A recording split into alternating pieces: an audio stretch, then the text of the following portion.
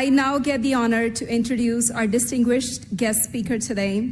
Danielle Smith is leader of the United Conservative Party. She was sworn in as the 19th Premier of Alberta in October 2022 and again on June 9th, 2023. She represents the riding of Brooks Medicine Hat in Legislative Assembly. Premier Smith, welcome and thank you for being with us today to address this impressive audience. Over to you.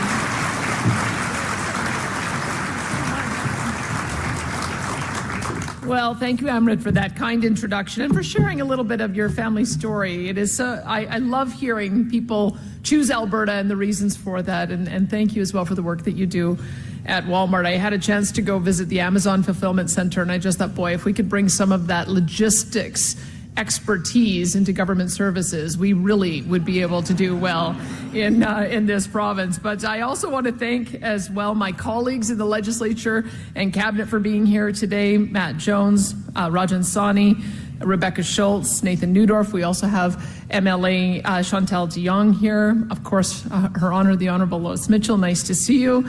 The council members, I know you've had a busy week. I'm glad you've taken a break for lunch as you're sort of managing the crisis that you're dealing with. Very well, thank you for the work that you've done and keeping us up to date on it. And Mayor Brown as well, I know it's been quite a week for you as well, managing some of the issues that we saw with the water break.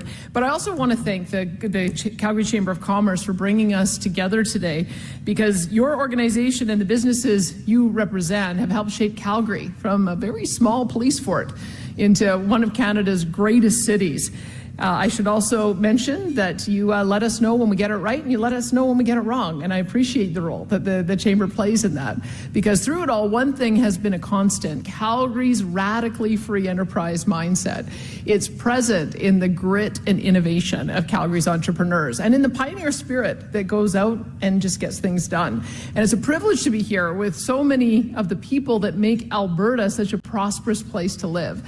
And we are pleased to be partners with you in that work to create opportunity and prosperity. Alberta's long-term economic picture, it looks great. There's no other way to say it. We have a resilient economy that's anchored by heavy industry and small business alike. There are hundreds of major projects in development in a wide range of industries, representing a total of $150 billion of investment. And our private sector continues to create well-paying jobs at higher rates than other Canadian provinces. In fact, I think the Business Council of Alberta said that 90% of the job creation in the private sector has happened right in this province. And our government has been working to strengthen Alberta's robust economy, preserve our advantages, and secure long-term prosperity for our province. Now, of course, that includes maintaining Canada's most competitive tax regime, as well as the business-friendly policies that have attracted so much investment and so many newcomers to our province. And we've also been working through some of the short-term growing pains that have come from Alberta's rapid expansion. I mean, when we said Alberta was calling and we launched that campaign, we didn't know that 200,000 people were going to heed the call and come to us last year alone, and it continues to grow. But as our economy grows, we do continue as well to see way too many skilled labor shortages in some of our key industries. So we're addressing those shortages by supporting and promoting apprenticeship education across the province, and also with our latest Alberta is Calling campaign in talking about our tax credit for those who come here to support skilled trades and professions. We're supporting and funding community partnerships to raise awareness and get more people interested in the skilled trades. We call it creating the parity of esteem. And we believe that young people need to be exposed to as many opportunities to have rewarding professions in the skilled trades. So we're also investing in Alberta's post-secondary system to increase the number of spaces in skilled trades, in technology, and in other high-demand occupations. And that, of course, includes funding for a new multidisciplinary science hub at the University of Calgary. Once built, it is going to add at least 2,000 seats to science-related programs. And with more newcomers flocking to our province, we are also stepping up our work to recognize foreign credentials, because we know that many newcomers have the skills and expertise that we need, and we need them working to build our province and to join our prosperity now, not years from now. Attracting so many new Albertans has put a spotlight on housing availability and attainability, and thanks to the Chamber for some of your advice. I'll make sure that my Minister of Housing has a look at that. And we've been working very hard to support builders and encourage new residential housing construction. So it is great to see that our builders are outperforming the rest of Canada. In fact, we just hit an all-time record for housing starts between January and April this year at almost 14,000.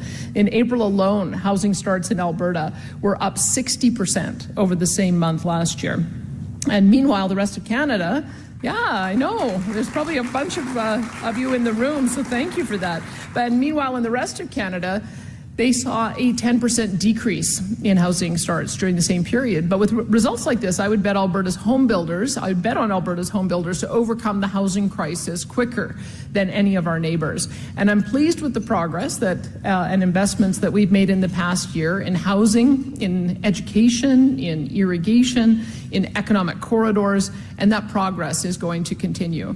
So it really has been a great year for Alberta's energy sector. I was interested to hear the comments recently of the Premier of Newfoundland and Labrador at a conference recently. Here's what he said. He said his province would be, quote, all in on oil and gas for decades and decades to come. And keep in mind, Premier Fury is a Liberal Premier in Newfoundland and Labrador. I know, what a great partner he's going to be. And it echoes what we have been saying for years now, that the world is going to need Canadian energy far into the future, and Alberta will continue to supply it eagerly and ethically. Now, with the completion of the Trans Mountain Pipeline this year, the industry is poised for major growth for the first time in a decade. Now, add on top of that Coastal GasLink's completion and getting to the opening of LNG Canada, and I understand that they're moving towards a final investment decision on Phase 2. In addition to that, Ridley Island in Port of Prince Rupert has just announced a final investment decision as well to be able to expand natural gas liquids export. I was on a panel with AltaGas. They were talking about the initial potential for 60,000 barrels a day in export, but they could grow to 600,000 barrels per day.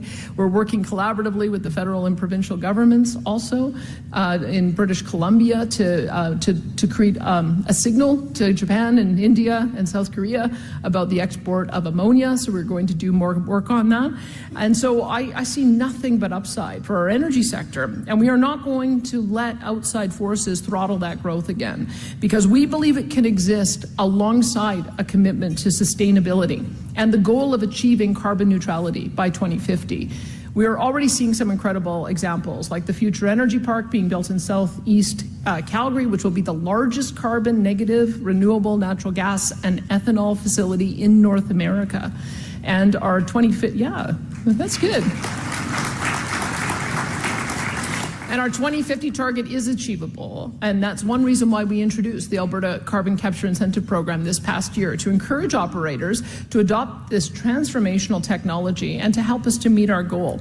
That's also why we're supporting emerging energy sources like hydrogen, and we expect Alberta to become a global leader in this growing field, just like we are in oil and natural gas. In other words, we expect energy will still be driving Alberta's prosperity generations from now, and that prosperity should be shared, because when communities thrive, Alberta thrives. And that's why we increased the Alberta Indigenous Opportunities Corporation loan guarantee capacity. It started off at $1 billion. It's been very successful. We now have 7 major programs that we have provided loan guarantees for Indigenous Equity Partnership. 42 Indigenous communities in Alberta are now, over the next 30 years, going to receive $1.3 billion worth of long-term payments as a result of those investments, and there's more to come. But we want to be able to have Indigenous partners invest in Alberta's key industries. And that is going to continue. We've got a couple of exciting announcements that are yet to come, but we've also seen that this leadership has been projected in British Columbia as well as in Ottawa. BC just announced a $1 billion loan guarantee program for Indigenous communities, and Ottawa has announced a $5 billion loan guarantee program. So this is going to be the new way in which Indigenous partners are brought in to be equities owners, as well as economic reconciliation. It's also why we expanded the Aboriginal Business Investment Fund to enable Indigenous community-owned businesses to capitalize on business development opportunities. But protecting Alberta's peerless quality of life is not just about economics. There's a social aspect to it as well. That's why we're working very hard to address homelessness and addiction, these crises that are impacting every province in Canada. But we're doing it differently than some of our provincial neighbors. We're not giving in. We're not feeding addiction. In fact, we're leading with recovery, because we believe any Albertan who needs help with addiction should be able to get it immediately and for free and without barriers or judgment. In fact, we've created more than 10,000 publicly funded addiction treatment spaces. We are building 11 recovery communities around the province. 2 of these have already been open. Red Deer opened last year, about a year ago, around this time, and Lethbridge opened up in the fall. But they're already changing lives. And I should mention as well, we've opened the 4th therapeutic living unit within our corrections facilities as well. I got to go to the Red Deer Remand Center and take part in a group session. And one of the young guys, Ricky, had just been released into a recovery community, and he came back to give encouragement to the others who were there. And I can tell you it is a very, very moving experience to see these men get their lives back and be starting to plan to reconnect with their community, reconnect with their jobs, and get on with life addiction-free. We're also, And we're also investing in navigation and support centers, is what we're calling them, to bring all the existing supports for homelessness and addiction together under one roof. We pioneered this in Edmonton, and it has helped hundreds of people access supports and services since it opened in January. And just last week, we announced that there's a similar model that is going to open in Calgary in early July. These centers will remain open as long as they're needed to serve vulnerable people in our cities, in our 2 biggest cities, and we may also have to expand this to other mid-sized communities as well. I'll just say a word about what happened in Edmonton. We opened it up to support the clearing of encampments. Now, Edmonton has had a much more difficult problem with that. They had over 700 encampments, and as they were cleared, we had buses that would take people to the navigation center so they could get ID, get attached to income supports, get attached to shelters, get attached to medical treatment, the virtual opioid dependency program. And there's just some wonderful success stories that have come out of that, including a woman who wanted to get reconnected with her family. And when they contacted her, she'd been on the missing and murdered Indigenous women's list for 10 years. They were surprised to hear she was still alive. We got her connected with her family, into treatment, and when we checked back in, she is still on the pathway to recovery. So there's now 1,850 people who've used the navigation center. So there are literally hundreds of stories, and we hope to be able to support the Calgary homeless population the same way. And we've also increased funding for law enforcement. Calgary and Edmonton are getting each 50 frontline additional officers, and they've received grants as well to enhance safety on public transit. And we put more money into the Alberta law enforcement response teams so that they can tackle serious crimes like drug trafficking and gangs. And we've increased funding to the Alberta Sheriffs to hire more officers and to increase support for police services. Safe, welcoming communities make for vibrant streets and thriving storefronts. And we saw a great example of that 2 weeks ago with Calgary's largest ever Lilac Festival taking place on 4th Street. I think it actually spilled over because it was so big onto 17th Avenue this year. The Lilac Festival generates big dollars each year, and it always seems to be the unofficial start of summer in Calgary. And it's this time of year that reminds us that Calgary is so much more than just energy companies and corporate headquarters. Among other things, Calgary is also a tourism hotspot. But as a gateway to our mountain parks and a destination, it is a destination in its own right. A few weeks from now, visitors are going to flock to this city for the now world-famous Calgary Stampede. Over 10 days, more than 1 million people will visit this annual showcase of Alberta culture. And I know last year was one of the Stampede's best years ever, but I wouldn't be surprised if this summer breaks the all-time record. And this year's Stampede will feature the brand new BMO Centre, the largest convention centre in Western Canada, and a beautiful new monument on the Calgary skyline. And I might just say, also a testament to what can happen when 3 levels of government work together, because it is really going to put Calgary on the map for convention space. I understand Toronto, Montreal, and Vancouver are the only other locations that are able to accommodate conferences this size. And I was just at the Global Energy Show this week, which I think was the first major event taking place there. 30,000 people from around the world coming to take part in everything our city has to offer. But it joins the Central Library and the National Music Centre as key examples of the transformation taking place in downtown Calgary. And our government is proud to be part of this transformation. That is why we're investing $103 million over the next 7 years, along with the city, to revitalize the Arts Common and the Olympic Plaza, and $330 million to support the Rivers District.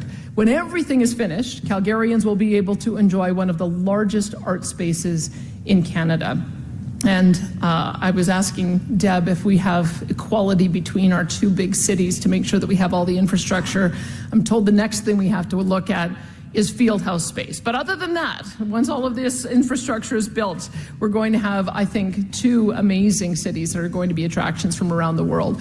I don't think that people will have to wait 7 years for downtown to come back to life. It is happening right now. It is happening right now. The downtown vacancy rate is dropping, new restaurants and businesses are opening, and there's a tangible sense of positive momentum in the heart of this great city. And that momentum mirrors what is happening in the rest of our province. Growth, and optimism and transformation. And our government will do everything we can to keep that momentum going. You can count on us to defend our industries, to support our communities, and to advocate for our province in Ottawa. Now, as I pause to reflect on the first year of this mandate, the first thing that comes to mind is gratitude. It has been the honor of my life to serve Albertans as Premier, and I truly believe that this is the greatest place on earth, and every one of you contributes to that greatness. So thank you for everything you do to make our province such an amazing place to live. And working together, there really is no limit to what Calgary can be in the future. Thank you, and I'm looking forward to our conversation with Deb.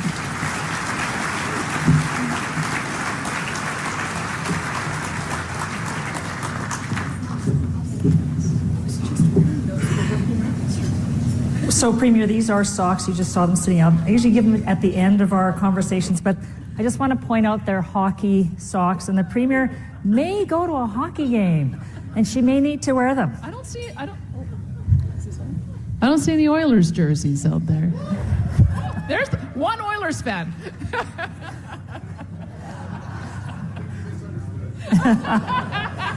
I left mine at home.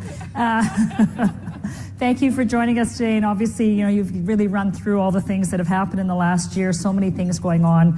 From a policy standpoint, we've seen the passenger rail master plan, tourism and hospitality, immigration stream, the carbon capture incentive program, the historic investment in Arts Commons, the Rivers District, the increase in the Alberta Indigenous Opportunities Corporation, the multidisciplinary science hub at the university, and of course, breaking news today, in case anybody hasn't been watching their feed, Alberta had a credit rating upgrade. Yeah. So that is,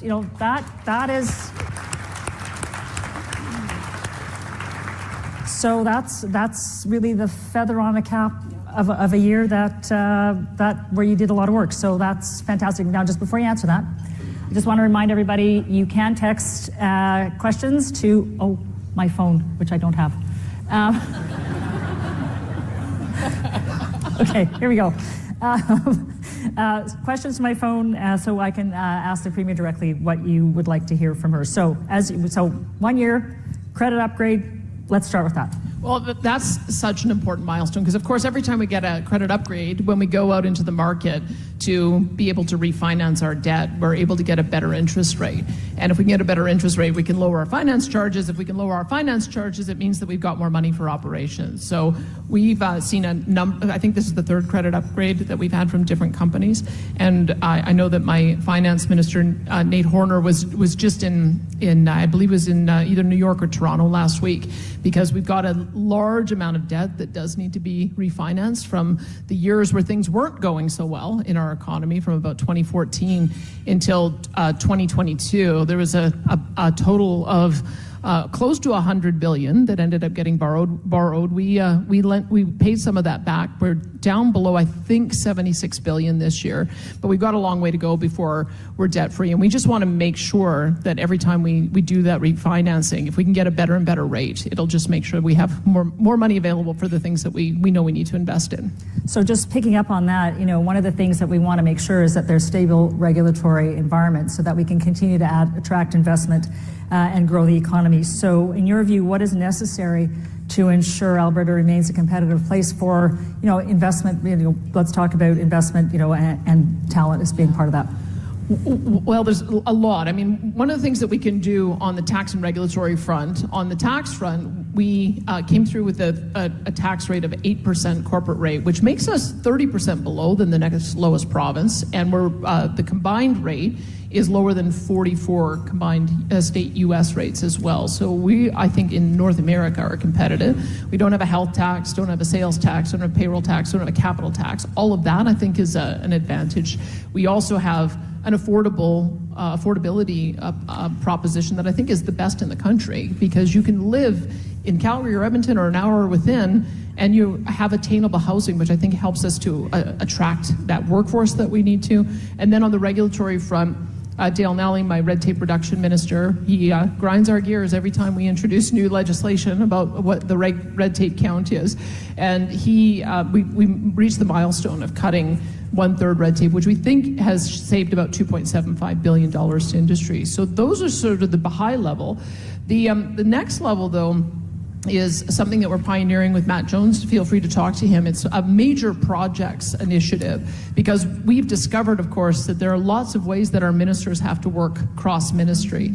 And so I have an Ottawa steering committee that has 7 ministers on it, to give you some idea of how many ministries get touched by some of the policies that we see coming down federally. But what we've discovered out of that, and what we're attempting to do, is to make the case to the federal government, now that the Impact Assessment Act has been ruled to be non-compliant and they had to change it.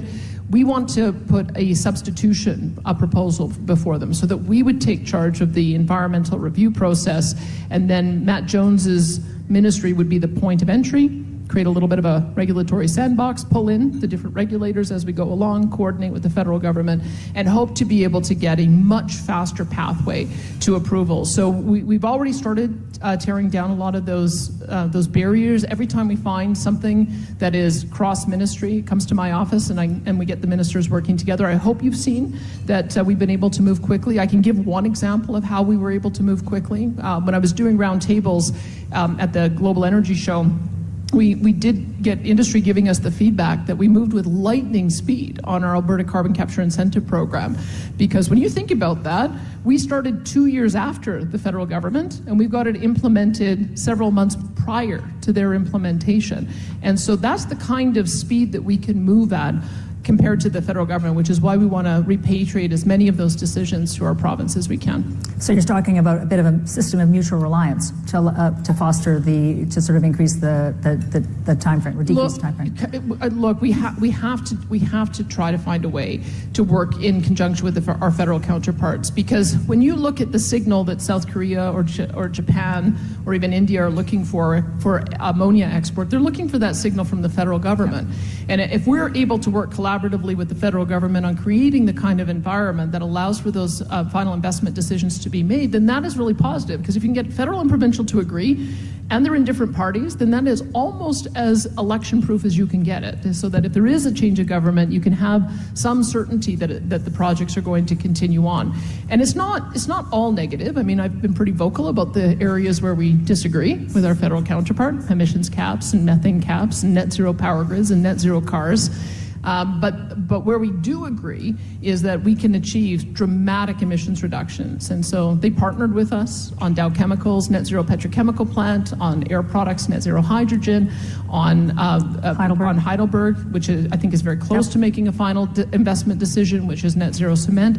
Helpful as well with de Havilland. De Havilland needed some assistance from the federal government, and they were able to work with us to make sure that got to the finish line. So there are some examples of successes, and I think if we can do more of that, not only does it benefit us, it benefits the rest of the country as well. So there's just a regulatory piece that sort of piggybacks on this, where it's new territory for the Alberta government, and it relates to your commentary about energy, but also how small modular reactors and nuclear fit into Alberta's future energy mix. We don't have permanent siting for nuclear, so this is a new regulatory world that the province is going to have to start wading into. How do SMRs fit into the picture? Well, I think I've got my electricity minister in my line of sight in case I get this wrong. But one of the things that Minister Neudorf has done is he's partnered with Saskatchewan. They just announced an MOU a couple of weeks ago to build an intertie, and the notion behind that is that on the other end of that, the power generator is going to be a nuclear source, whether it's small modular or whether it's large. Because in Saskatchewan, of course, they're a source of uranium, and they also have gone through an historic regulatory process to be able to get these kinds of installations approved. I think the only nuclear we have in Alberta is at the University of Alberta, and I think it's for biomedical isotopes. I think that I stand to be corrected if I'm wrong on that, but the point is we haven't had nuclear onto our power grid before. And so we're going to piggyback with other provinces who've gone through it and hopefully be able to import some of their learning.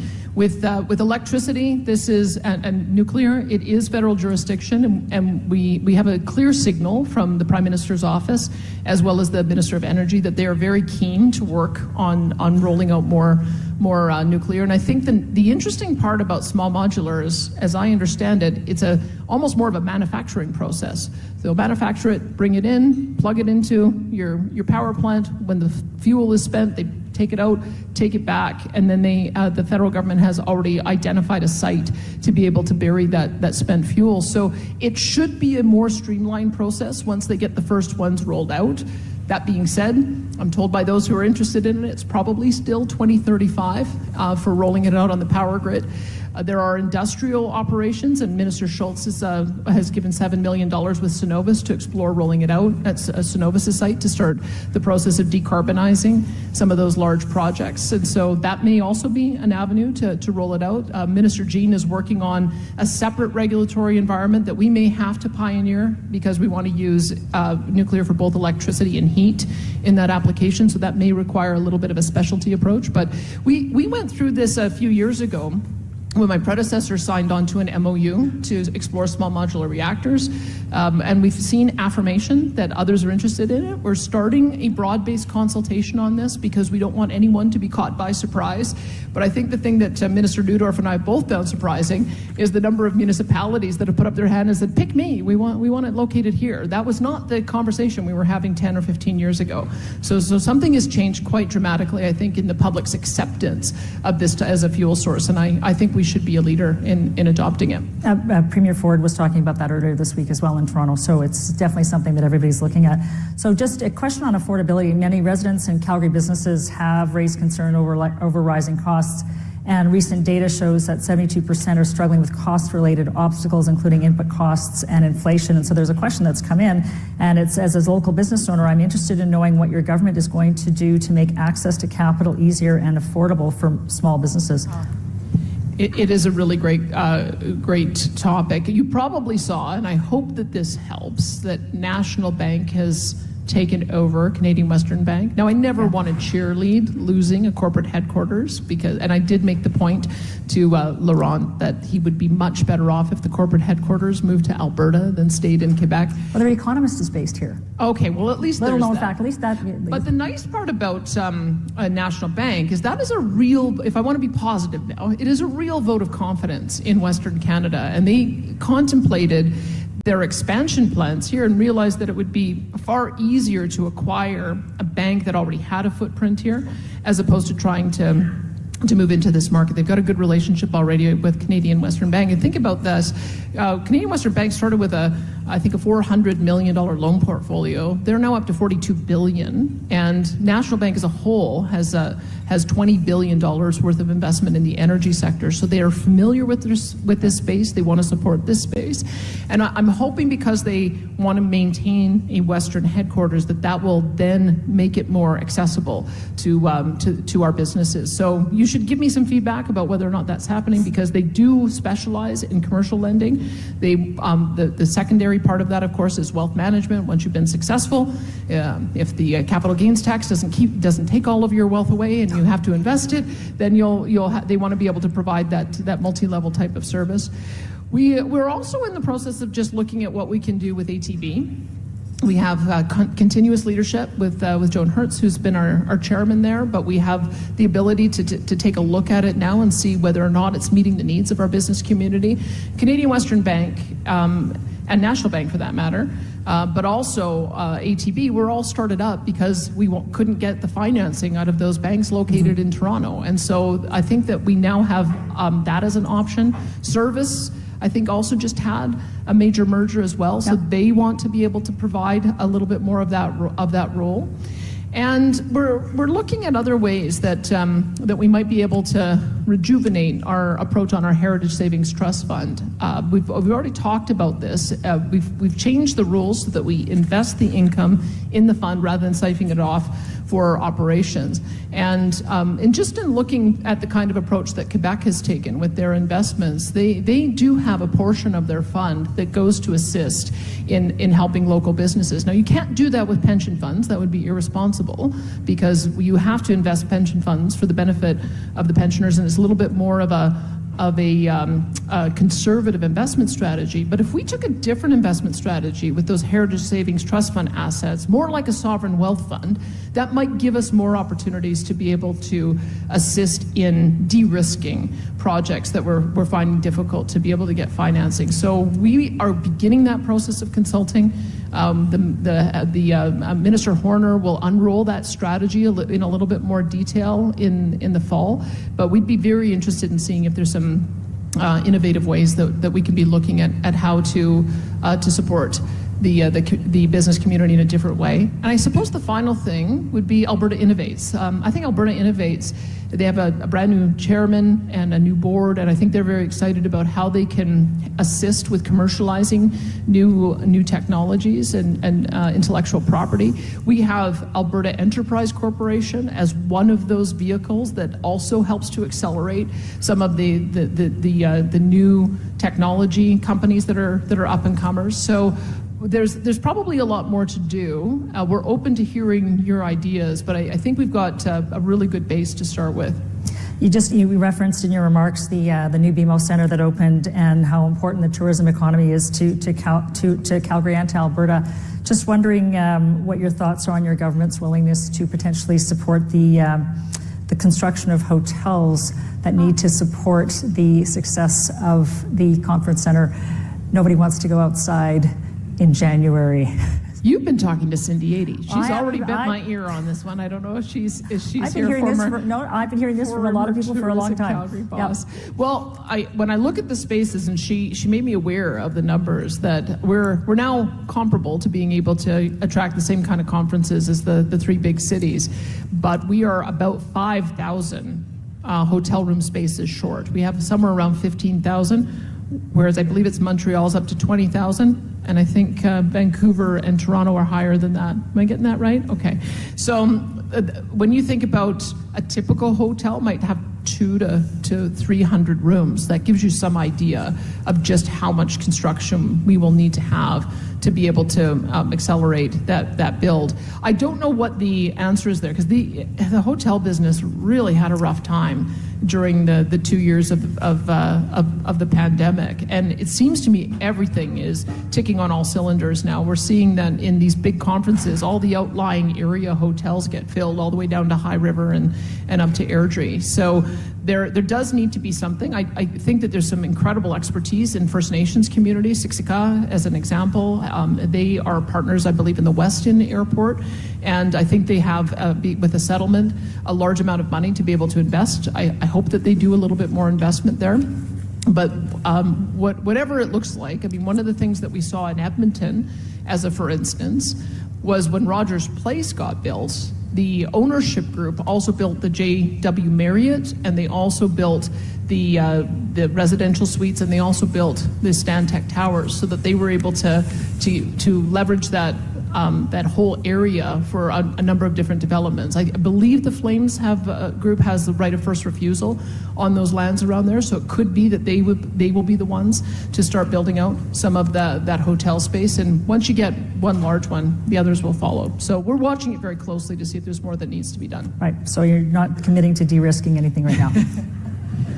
Well, the way we like to de-risk, I have to say my preference is to have broad-based tax cuts and broad-based programs that are available to everyone. I mean, we have a criterion-based approach for our various tax credits, whether it's ASIP or APIP or our agri-food investment program, where if you meet the criteria, you qualify for the tax break. I don't know what that would look like in the hotels, but if there is some kind of broad base so that we're not having to pick a winner or a loser, then I'm sure the Chamber will come up with some great policy ideas. Got a few things in the works, so we'll come and see you. Maybe we can talk about it over Stampede Week. One of the things, you talked about Alberta's competitive advantage.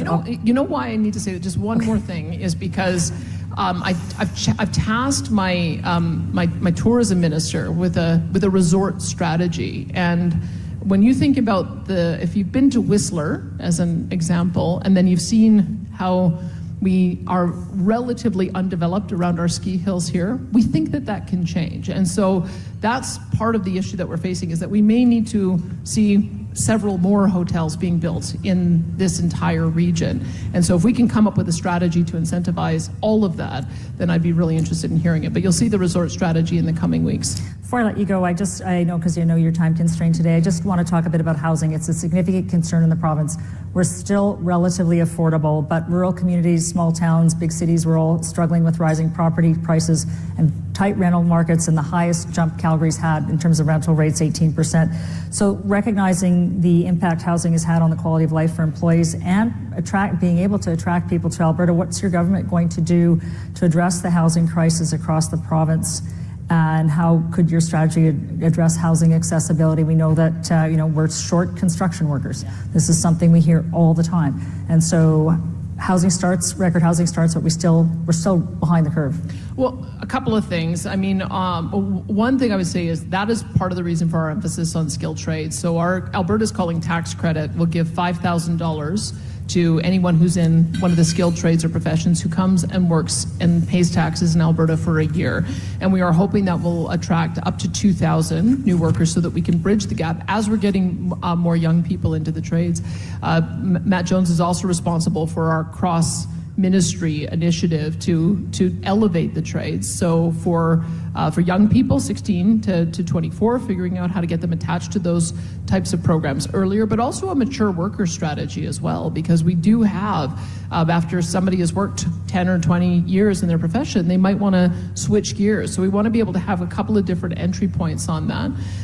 We're massively increasing our apprenticeship spaces. I believe that Minister Sawney is here as well. I think we've seen an increase in the number of apprenticeships year over year of 50%. So it's gone up dramatically. We're opening up spaces. Minister Sawney's also done a really interesting pioneer project that I hope we can see more of with the operating engineers. Those are the guys who are the crane operators. And why try to recreate a program? Why don't we just fund them to have students go through their program so that we can get them trained faster? So we're open to having, and I think the IBEW is interested in working with us on how we might be able to fast track the assessment for people who come from overseas so that they can get the 12 different stages that they need to get assessed so that they can work in our market as a certified electrician. And so we will do more of those types of projects. I'm also challenging our school boards to find more ways to get kids attracted into those professions. And I'll just give an example. In Lacrete, the superintendent has created a school that has a warehouse. So they do a manufactured home through the school year and get the kids to learn all of the different aspects of building a house. And then not only are they trained up, but then the house goes out into the community. And why can't we have a high school in every single city doing that? Exactly. So we want to challenge, we want to support these kinds of projects, and we know that the partnership that we can have with the other orders of government, the school boards and industry are going to be the way to do it. When it comes to tax policy, the bill everybody hated, I can tell you why we did it. Well, there's a few bills everyone hated. One bill that they hated was provoked because of the bilateral deals that we kept seeing the federal government making with Calgary. Congratulations, Calgary, for getting a deal. Edmonton, congratulations, Edmonton. 6 small municipalities, congratulations to them. But now I have 320 municipalities saying, what about us? Including 24 mid-sized cities, of which Airdrie Country is one of them. I mean, they are a massively booming municipality, and they deserve to also be able to have access to housing accelerator funds. So having passed that legislation saying, please deal with us, Sean Fraser, the housing minister, has been working with my housing minister to see if we can find a way to come up with a program similar to British Columbia, which would allow us to identify projects where we could either put up land or put up a building or defer taxes or underwrite the lending so that they can get a lower rate and then pass on all of those savings to the communities that end up doing that kind of attainable or affordable housing. The other bill everyone hates, some of the other measures that were in it were that we're removing the property taxes for affordable housing projects. So that allows for a period of time for those housing projects to go without provincial education or municipal property taxes. We're allowing the cities as well to use the community revitalization levy, which was used to help develop the Rivers District, but use that to identify affordable and attainable projects so that we would also take the education portion of the property tax off so that the money can be used to pay for the infrastructure associated with that. We have allowed what was happening already in Brooks for cities to use differential property taxes as an incentive on residential. They already had it for non-res, but as an incentive for residential so that they could stagger the property taxes as a way of encouraging more people to move to their communities. And we're in the process of doing a major regulatory review of permits and licenses, because one of the things that we hear is that it's taking too long to get development permits. It's taking too long to get building permits. In fact, Leduc and St. Albert brag that it takes 3 days to get a development permit and 3 weeks to get a building permit, which I like to say as a bit of a benchmark of what we should be striving for in every community, because if we can start building things, getting the approvals out of the way faster, we can start building faster. And then one last thing, there's probably more, but these are the ones that these are the things that I'm thinking of off the top of my head.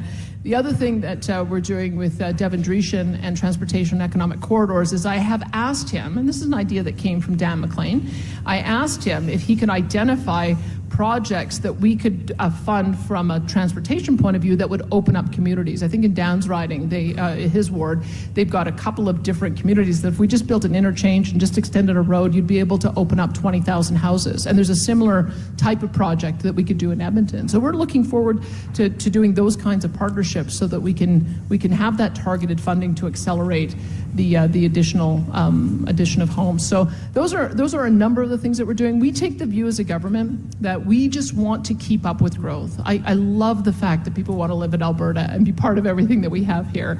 And our challenge of managing growth is so much easier than the alternative. I do not want to have to go through and manage the decline, because when you're managing the decline and you're seeing declining revenues and people are leaving and you're running deficits, that is not fun. Having the opposite problem of figuring out how are we going to build more schools and hospitals and roads and hire more doctors and nurses and social workers, that is a very fun challenge to have. And so we want to keep that going, knowing that we have to do more to address some of the affordability issues that we're seeing. So I'm pleased to see the business community is responding. Thank you. You're leading the nation, and we want to continue to partner and make sure that continues. So thanks for the work that you're doing.